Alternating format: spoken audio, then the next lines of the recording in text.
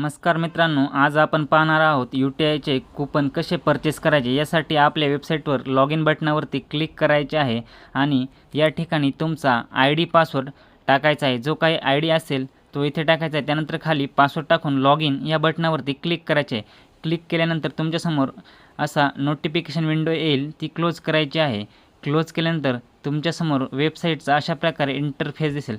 सर्वात अगोदर तुमचा कूपन खरेदी करण्यासाठी बॅलन्स शिल्लक आहे का नाही हे बघून घ्यायचे आहे।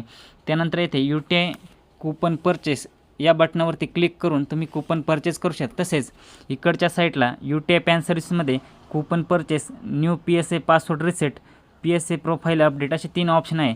त्यामध्ये तुम्ही पहिला जो ऑप्शन आहे UTI कूपन परचेस, इथून तुम्ही कूपन परचेस करू शकता। त्यासाठी कूपन परचेस या बटनावरती क्लिक करायचे आहे।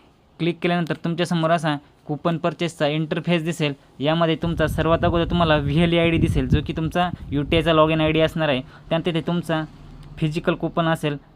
त्यानंतर खाली तुमची क्वांटिटी जी काही असेल त्याची मी 2 टाकणार आहे इथे। त्यानंतर जी काही तुमची अमाऊंट असेल तिथे दिसेल तुम्हाला एक कूपन तुम्हाला किती रुपयाला पडते आणि 2 कूपन किती रुपयाला पडते। तर कमीत कमी 2 कूपन खरेदी करताना त्यानंतर खाली परचेस नावाचं बटन आहे, या बटनावरती क्लिक करायचे आहे। क्लिक केल्यानंतर तुमच्यासमोर कूपन परचेस सक्सेसफुली असा ग्रीन कलरमध्ये मेसेज दिसेल।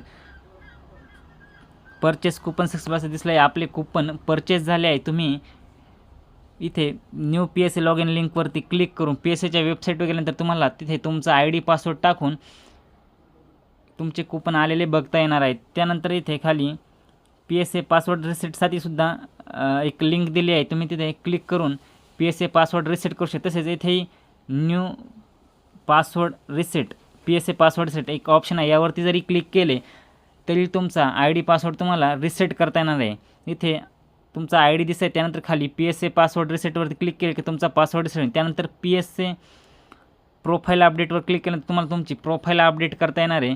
इथे प्रोफाईल अपडेट करण्यासाठी ऑप्शन दिलेला आहे। अशा पद्धतीने तुम्ही तुमची प्रोफाईलसुद्धा इथून अपडेट करू शकता। मगाशी आपण पाहिले कूपन परचेस केले होते, कूपन परचेस केलेले ते परचेस झाल्यानंतर आपण UTIच्या वेबसाईटवर जाऊन बघू शकतो। ही UTIची वेबसाईट आहे, याची लिंक तुम्हाला डिस्क्रिप्शन बॉक्समध्ये दिली। इथे तुमचा UTIचा ID पासवर्ड टाकायचा आहे। ID पासवर्ड टाकल्यानंतर लॉग इन करून तुम्ही तुमचे आलेले कूपन बघू शकता।